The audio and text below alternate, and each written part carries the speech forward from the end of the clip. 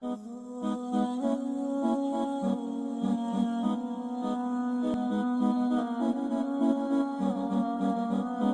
nusalli wa nusallim ala rasulihil karim, amma ba'd.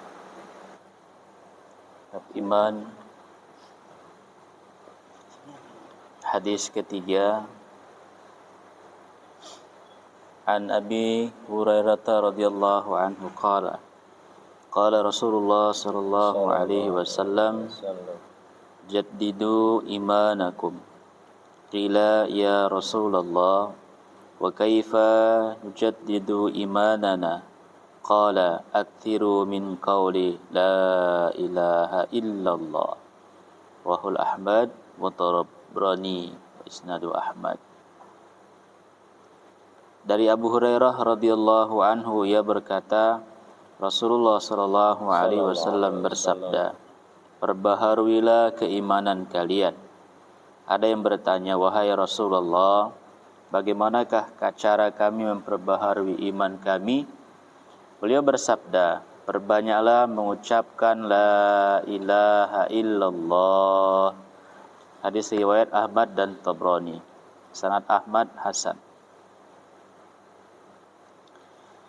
Hadis keempat, an Jabir ibni Abdillah radhiyallahu anhu yaqulu sami'tu Rasulullah sallallahu alaihi wasallam yaqulu afdalul dzikri la ilaha illallah wa afdalud du'ai alhamdulillah.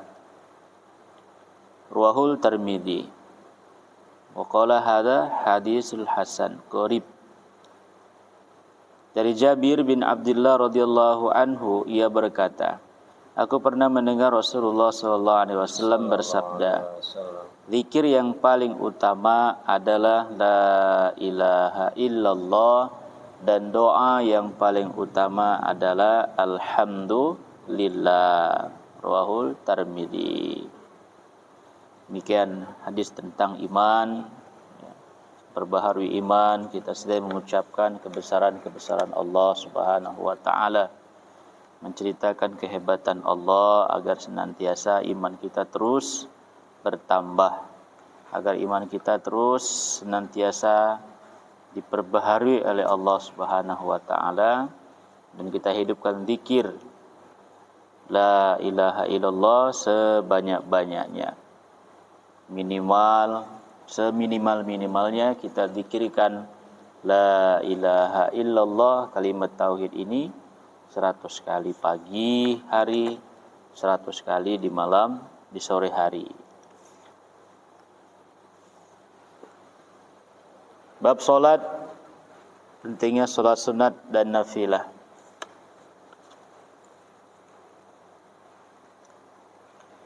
Hadis ke 388. Adil Hasan radhiyallahu anhu qala qala Rasulullah sallallahu alaihi wasallam ba adnaba abdun zanban thumma tawaddaa fa ahsanal wudu'a thumma kharaja ila barazin minal ardi fa shalla fihi raka'atain wastaghfarallaha min dzalika dzanbi illa ghafarallahu lahu. Rawahul Baihaqi fi Syu'abil Iman. Dari Hasan Al-Basri radhiyallahu anhu rahimahullahu taala, ia berkata, Rasulullah sallallahu alaihi wasallam bersabda, jika seorang hamba berbuat dosa kemudian berwudu dengan sempurna lalu pergi menuju ke suatu tanah lapang, mengerjakan solat 2 rakaat dan meminta ampun kepada Allah karena dosanya tersebut, pasti Allah akan mengampuninya. Solat tobat. Hadis ke 389. An Jabir ibni Abdillah radhiyallahu anhu qala kana Rasulullah sallallahu alaihi wasallam yu'allimunal istikharah fil umuri kulliha kama yu'allimuna surata minal qur'ani yaqulu idza hamma ahadukum bil amri falyarka raka'ataini min ghairil fariidah. Thumma yaqul Allahumma inni astakhiruka bi'ilmika wa astaqdiruka biqudratika wa as'aluka min fadlikal azim fa innaka taqdiru wa la aqdiru wa ta'lamu wa la a'lam wa anta 'allamul ghuyub. Allahumma in kunta ta'lamu anna hadzal amru khairun li fi dini wa ma'ashi wa aqibati amri aw qala ajili amri wa ajilihi faq'durhu li wa yassirhu li thumma barik li fihi wa in kunta ta'lamu anna hadzal amru syarrun li fi dini wa ma'ashi wa aqibati amri aw qala fi ajili amri wa ajilihi fasrifhu anni wasrifni anhu waqdur li al khaira haitsu kana thumma ardini qala yusammiya hajatahu. Rahul Bukhari. Dari Jabir bin Abdullah radhiyallahu anhu, ia berkata, Rasulullah sallallahu alaihi wasallam mengajari kami salat dan doa istikharah dalam semua urusan. Sebagaimana beliau mengajari kami satu surat dari Al-Quran. Beliau bersabda, apabila salah seorang di antara kalian merencanakan sesuatu, hendaklah ia mengerjakan salat sunat 2 rakaat lalu membaca doa. Allahumma inni astakhiruka bi'ilmika wa astaqdiruka biqudratika wa as'aluka min fadlikal azim fa innaka taqdiru wa la aqdiru wa ta'lamu wa la a'lam wa anta 'allamul ghuyub. Ya Allah, aku mohon pilihan darimu menurut pengetahuanmu, aku memohon ketetapan darimu dengan takdirmu, aku mohon kepadamu akan karuniamu yang agung. Sesungguhnya Engkau yang kuasa menentukan sedangkan aku tidak bisa menentukan. Engkau mengetahui sedangkan aku tidak mengetahui. Engkaulah yang mengetahui segala yang gaib.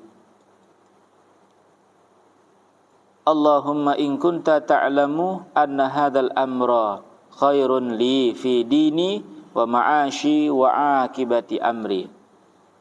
Au qala ajili amri wa ajilihi. Faqdurhu li wa yassirhu li thumma barik li fihi wa in kunta ta'lamu anna hadzal amra syarrun li fi dini wa ma'ashi wa akibati amri aw qala fi ajili amri wa ajilihi fasrifhu anni wasrifni anhu waqdur li yal khaira haitsu kana thumma ardini. Ya Allah, jika Engkau mengetahui bahwa urusan ini baik bagiku dalam agama, kehidupanku dan kesudahannya, atau beliau bersabda baik di masa sekarang ini ataupun di kemudian hari, maka takdirkanlah dia untukku dan mudahkanlah dia untukku. Kemudian berkatilah aku di dalamnya. Jika Engkau mengetahui bahwa urusan ini buruk bagiku dalam agama, kehidupanku dan kelak di kemudian hari, maka jauhkanlah dia dariku dan jauhkanlah aku darinya. Takdirkanlah kebaikan untukku dimanapun dia, kemudian berilah aku rasa rela terhadapnya. Hendaklah ia menyebutkan hajatnya setelah kata-kata anna hadzal amra. Anna hadzal amra. Rahul Bukhari. Dan hadis tentang salat tobat, artinya kita jaga wudu. Setelah jaga wudu, salat sebagaimana amalan Bilal radhiyallahu an, dia senantiasa memperbaharui wudunya dengan sebab diperbaharui wudu dan kemudian salat setelah wudu. Maka Allah Subhanahu wa taala takdirkan dia belum sampai lagi di surga, tetapi sandalnya, terompahnya sudah berjalan-jalan di surganya Allah Subhanahu wa taala. Apalagi kita di dunia ini banyak pilihan. Hidup itu pilihan, kata orang-orang. Maka dalam segala urusan kita bermusyawarah dengan Allah Subhanahu wa taala. Caranya bagaimana? Salat istikharah. minta kebaikan urusan kita, keberkahan dalamnya dan kemudahan. Kalau memang itu baik menurut Allah, baik itu agama kita, juga baik untuk kehidupan setelahnya, minta kepada Allah bermusyawarah, cepat datang. Kalau enggak, jauhkan. Karena Allah yang maha mengetahui, Allah yang maha mengetahui segala yang kebaikan yang ada pada diri kita. Makanya bermusyawarah dengan Allah, bercakap-cakap dengan Allah dengan melalui salat istikharah. Jadi salat istikharah bukan untuk cari istri, Pak. Bukan untuk nambah istri atau nambah cari jodoh lagi, enggak. Segala urusan. Insyaallah ya. Insyaallah. Dan bab ketiga tentang zikrullah, hadis ke-651, an Yusayrata radhiyallahu anhu qalat qala lana Rasulullah sallallahu alaihi wasallam alaikunna bitasbihi wa tahlili wa taqdisi wa aqidna bil anamili fa innahunna mas'ulatun mustantaqatun wala taqfulna fatansayna rahmata. Rawahul Tirmidzi. Wa qala hadzal hadis hasan gharib. Dari Yusayrah radhiyallahu anhu, ia berkata, Rasulullah sallallahu alaihi wasallam bersabda kepada kami, hendaklah kalian berzikir dengan ucapan tasbih, tahlil, takdis. Takdis itu mengucapkan subhanallah. Takdis itu mengucapkan subhanal malikil quddus atau subuhun quddus rabbul wa malaikati warruh, seperti di salat tarawih Bilal mengucap takdis. Serta hitunglah zikir itu dengan jari-jari, karena sesungguhnya jari-jari itu akan ditanya dan akan bisa berbicara. Dan janganlah lalai sehingga kalian lupa akan rahmat Allah Subhanahu wa taala. Jari-jari itu akan ditanya dan akan bisa berbicara, yakni ia akan diberi kemampuan untuk berbicara. Jadi ia akan menjadi saksi yang membela atau menuntut pemiliknya atas perbuatannya itu. Dalam kitab Mirqadul Mafatih.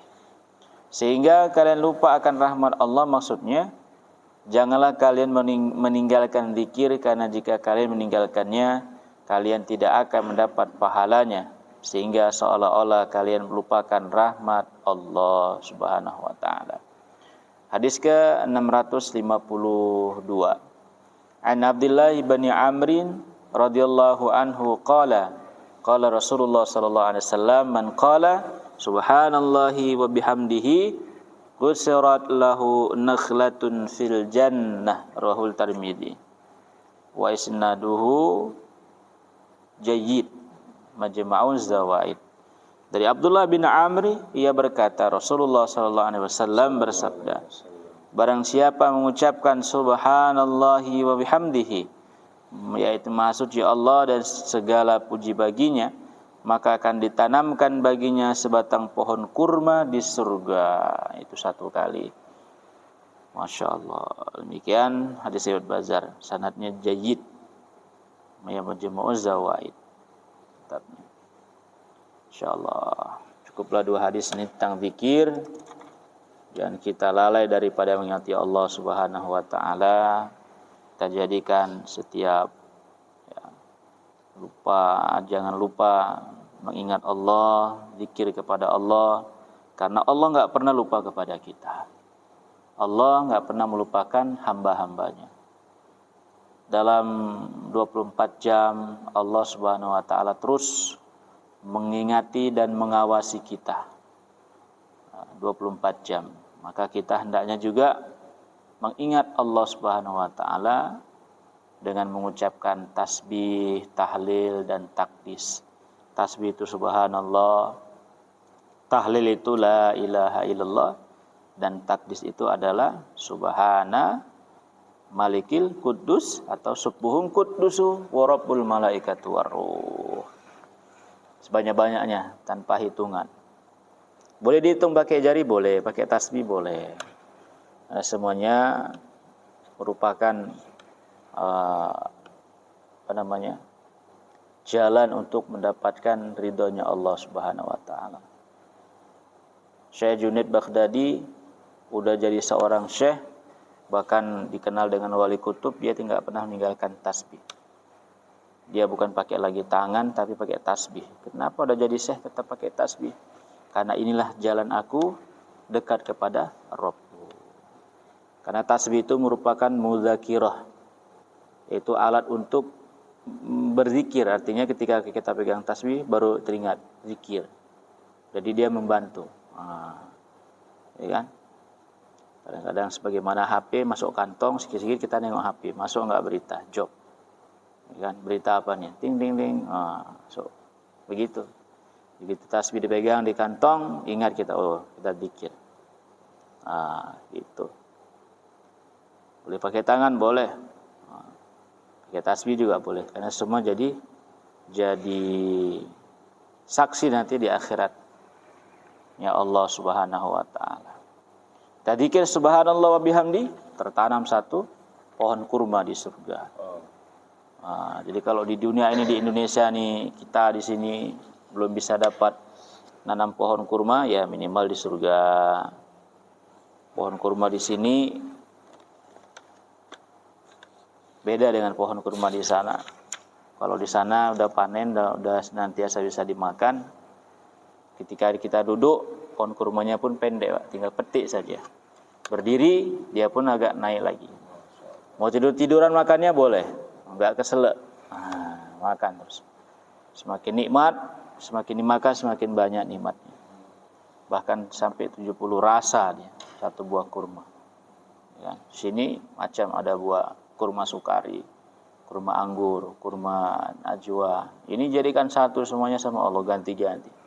Satu buah ada 70 macam rasa. Subhanallah. Kehebatan nilai-nilai akhirat itu. Maka Allah ingat sama kita, Allah lihat kita, kita harus ingat sama Allah Subhanahu wa taala. Kita dekati Allah dengan zikrullah. Bab hak sesama muslim. An Abi Hurairah radhiyallahu anhu qala sami'tu Rasulullah sallallahu alaihi wasallam kana rajulani fi bani Israil mutawakhiyain fakana ahaduhuma yudhainibul wal akhar mujtahidun fil ibadati fakana la zalul mujtahidu yaral akhar 'alan dhanbi fayaqulu aqsir wajadahu yawman ala dhanbin faqala lahu aqsir faqala khallini wa rabbi abu'ithta alayya raqiba faqala wallahi la yaghfirullahu laka aw la yudkhiluka Allahul jannata faqabada arwahahuma fajtama'a 'inda rabbil alamina faqala li hadzal mujtahid akunta bi 'aliman aw kunta 'ala ma fi yadi qadiran wa qala lil mudhnibi idhhab fadkhulil jannata bi rahmati wa qala lil akhar idhhabu bihi ilan nar. Rahul Abu Dawud. Dari Abu Hurairah radhiyallahu anhu, ia berkata, aku mendengar Rasulullah sallallahu alaihi wasallam bersabda, ada dua orang yang saling berkawan dari kalangan Bani Israel. Salah seorang dari mereka biasa berbuat dosa, sedangkan yang lain giat beribadah. Apabila orang yang giat beribadah itu melihat saudaranya berbuat dosa, ia selalu berkata, berhentilah dari dosa. Pada hari ini ia mendapati saudaranya itu tersebut sedang berbuat dosa, lalu ia berkata kepadanya, berhentilah dari dosa. Saudaranya itu menjawab, biarkan aku, demi Tuhanku, apakah kamu diutus sebagai pengawas bagiku? Ia akan masukkanmu ke dalam surga. Demi Tuhanku, apakah kamu diutus sebagai pengawas bagiku? Ia berkata, demi Allah, apakah kamu diutus sebagai pengawas bagiku? Demi Allah, jawabnya, Allah tidak akan mengampunimu. Masya Allah. Atau Allah tidak akan masukkanmu ke dalam surga. Kemudian kedua orang itu pun meninggal dunia. Lalu keduanya berkumpul di hadapan Tuhan seluruh alam. Allah bertanya kepada ahli ibadah, apakah kamu mengetahui tentang aku? Ataukah kamu berkuasa terhadap apa yang ada dalam kuasaku? Allah berfirman kepada si pendosa, pergilah kamu untuk masuk ke dalam surga dengan rahmatku. Sedangkan sehubungan dengan si ahli ibadah, Allah berfirman kepada malaikat, bawalah dia pergi ke neraka. Hadis ke-991.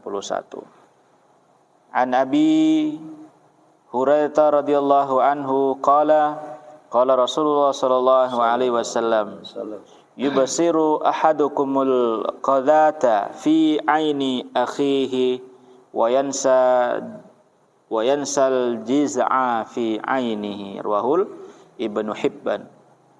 Qala al-muhaqqiqin rijaluhu thiqat. Dari Abu Hurairah radhiyallahu anhu ia berkata, Rasulullah sallallahu alaihi wasallam bersabda, salah seorang di antara kalian dapat melihat kotoran kecil di mata saudaranya, namun ia melupakan batang pohon di kedua matanya. Wahul Ibnu Hibban. Nah, insyaallah dua hadis hadirin mulia. Ya. Adab kita dalam mengajak menunaikan hak saudara, mengingatkan saudara itu merupakan hak seorang muslim.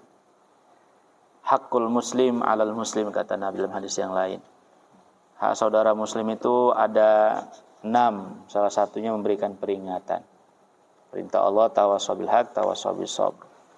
Ketika dalam memberikan nasihat pada saudara kita itu, walaupun dia berbuat kemungkaran, tetap jangan sama sekali kita hakimi dia. Kau sekali-kali tidak diampuni Allah, enggak masuk surga, kau banyak kali dosamu. Jangan bicara seperti itu, Pak. Tapi tetap ngajak dia, mengingatkan dia tentang akhirat, ngajak dia tentang kehidupan akhirat, ingat kepada Allah, ingat mati. Jangan kita hakimi bahwa dia enggak akan diampuni. Karena rahmat Allah Subhanahu wa taala di akhirat itu berbeda sekali. Ya.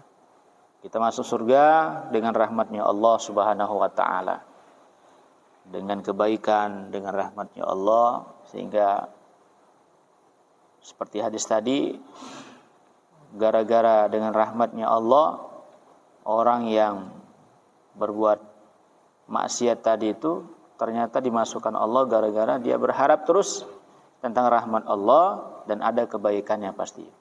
Bukan berarti kita buat maksiat terus nanti kan Allah ampuni. Ini kurang ajar namanya. Ya kan, sama orang ada anak-anak sayang kali orang tuanya sama anak itu. Anaknya paham ya orang tuaku sayang nih sama aku. Makasih buat salah aja dia. Ini namanya anak kurang ajar. Sayang kok malah kurang ajar, buat salah terus. Nah itu dia. Terus Pak, ini kan peringatan, tetap mengajak dengan keikhlasan, hikmah dan kasih sayangnya. Ya kan?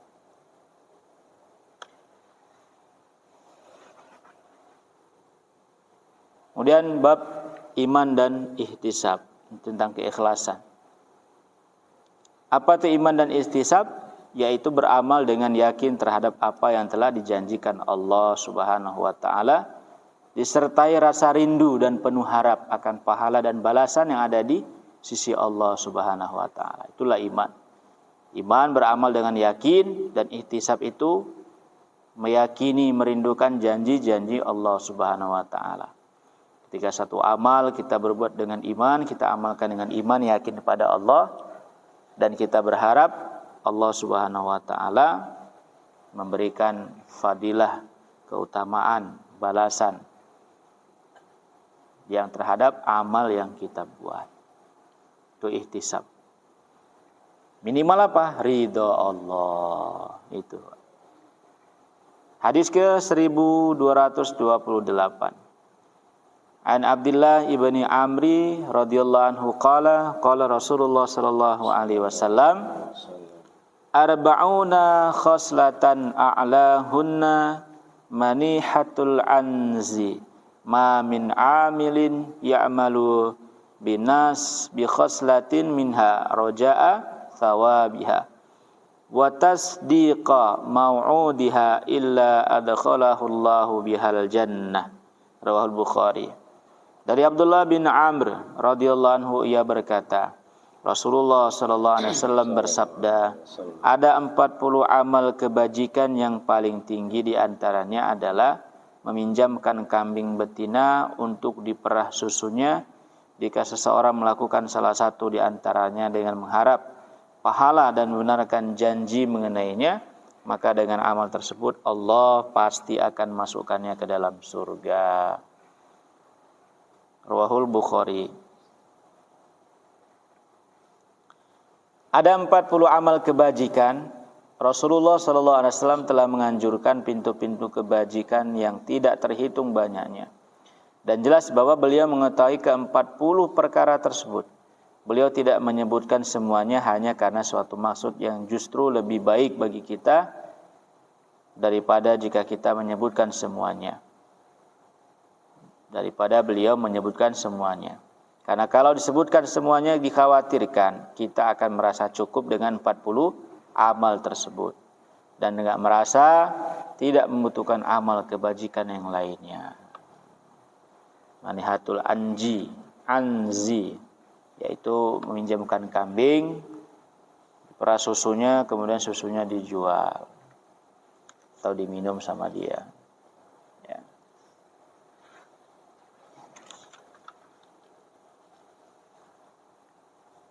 Gantian terus, ada uang zakatnya diputar-putar sehingga orang bisa merasakan uang tersebut, bantu modalnya.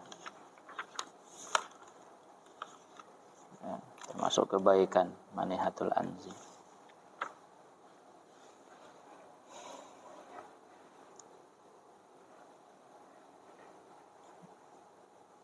Kemudian bab dakwah, amalan ketika kita keluar di jalan Allah. Adab. Hadis ke 1424. An Nabi Maryam al-Azdi radhiyallahu anhu qala sami'tu Rasulullah sallallahu alaihi wasallam yaqulu man wallahu Allahu azza wa jalla syai'an min amril muslimina fahtajaba duna hajatihim wa qallatihim wa faqrihim ihtasajaballahu anhu duna hajatihi wa qallatihi wa faqrihi. Rawahul Abu Daud. Dari Abu Maryam al-Azdi radhiyallahu anhu ia berkata, aku mendengar Rasulullah sallallahu alaihi wasallam bersabda, barang siapa diberi wewenang oleh Allah Subhanahu wa taala atas urusan kaum muslimin, lalu ia menutup diri dari hajat, keperluan dan kefakiran mereka, Allah tidak akan peduli terhadap hajat, keperluan dan kefakirannya. Rawahul Abu Daud. Bab kewajiban pemimpin sehubungan dengan urusan rakyat. Diulangin dari Abu Maryam al-Azdi ia berkata, aku mendengar Rasulullah sallallahu alaihi wasallam bersabda, barang siapa diberi wewenang oleh Allah untuk urusan kaum muslimin, lalu ia menutup diri dari hajat, keperluan dan kefakiran mereka, maka Allah tidak akan peduli terhadap hajat, keperluan dan kefakirannya. Rawahul Abu Daud. An Abi Hurairah radhiyallahu anhu qala Rasulullah sallallahu alaihi wasallam, ma min ahadin yu'ammaru ala ansyaritin wa sa'idan la yuqsitu fihim illa jaa yaumal qiyamati fil asfadi wal aghlal. Rawahul Hajj. Dari Abu Hurairah radhiyallahu anhu ia berkata, Rasulullah sallallahu alaihi wasallam bersabda, setiap orang yang diangkat sebagai pemimpin atas 10 orang atau lebih, namun tidak berbuat adil di antara mereka, maka ia akan datang pada hari kiamat dalam keadaan diborgol dan dibelenggu. Rawahul Hakim. Ini tanggung jawab seorang amir, seorang pimpinan, baik amir dalam jamaah amir dalam negeri, terutama ini kalau dalam jemaah masih sedikit Pak, satu jemaah paling banyak 10 orang, 12 orang. Ini kalau sudah rakyat, wah, kita tutup, nggak peduli dengan kemiskinan rakyat. Ada rakyat mau lapor, nggak ditanggapi laporannya, minta keperluan, bahkan mereka kefakiran, maka Allah sendiri yang akan tidak peduli dengan hajat kita, Pak. Hajat seorang pemimpin, Allah balas. Dia punya hajat, dia punya keperluan. Karena seorang pemimpin nggak jadi pemimpin terus, pasti akan jadi rakyat jelata lagi, Pak. Gantian ketika dia jadi rakyat, Allah akan tutup telinganya Allah Subhanahu Wa Taala. Allah nggak tergi dia. Dia punya hajat, dia punya keperluan, bahkan dia dalam keadaan fakir, maka Allah nggak peduli dengan hal itu semua. Begitu, Pak. Kalau tidak menunaikan hajat daripada rakyatnya, hajat daripada jemaahnya. Bahkan ketika di akhirat, kita pun dia akan diborgor oleh Allah Subhanahu Wa Taala, menjadi orang tawanan. Demikian hadirin yang muliakan oleh Allah Subhanahu Wa Taala. Terakhir adalah untuk bab supaya kita menjaga lisan kita, jangan suka hati ngomong diberikan lidah. Satu hadis saja sebagai penutup. Bismillahirrahmanirrahim. An Abi Sa'id Al-Khudri radhiyallahu anhu yarfa'uhu qala inna rajula la yatakallamu bil kalimati la yuridu biha ba'san illa liyudhika bihal qauma wa innahu la yaqa'u minhal ab'ada minas sama. Rahul Ahmad. Dari Abu Sa'id Al-Khudri, ia menyatakan hadis ini marfu' kepada Rasulullah sallallahu alaihi wasallam.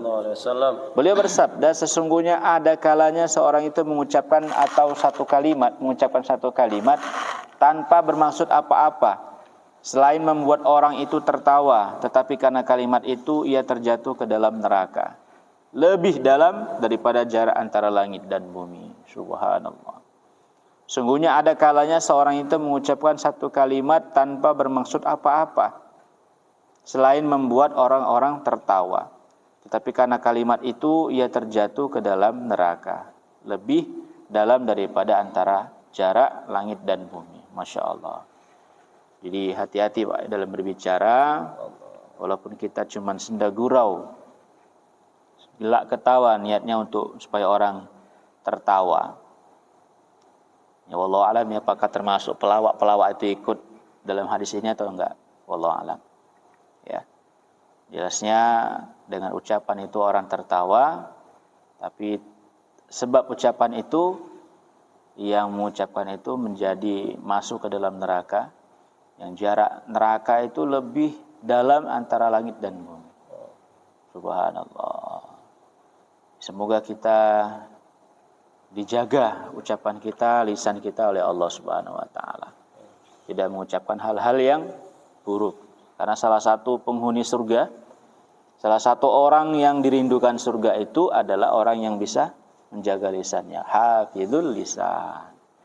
Demikian ini ta'lim dari kitab Muntakhab Ahadits yang dikarang oleh Maulana Muhammad Yusuf Al-Kandahlawi dan disempurnakan oleh Maulana Muhammad Sa'ad Kandahlawi. Semoga Allah Subhanahu Wa Taala memberikan kepada kita kepahaman dan kekuatan untuk bisa mengamalkan. Dan ketika sudah diamalkan, kita sampaikan juga kepada setiap orang, insyaallah.